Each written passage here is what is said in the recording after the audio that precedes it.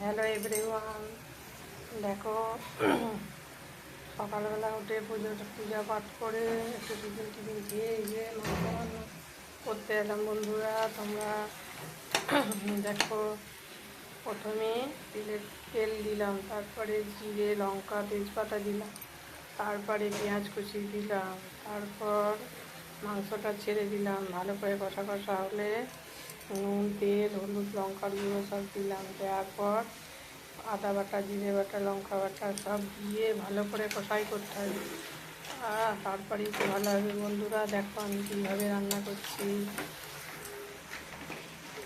দিয়ে কষা হয়ে গেলে জল দিয়ে দেবো। বন্ধুরা দেখো কীভাবে আমার রান্নাটা হলো।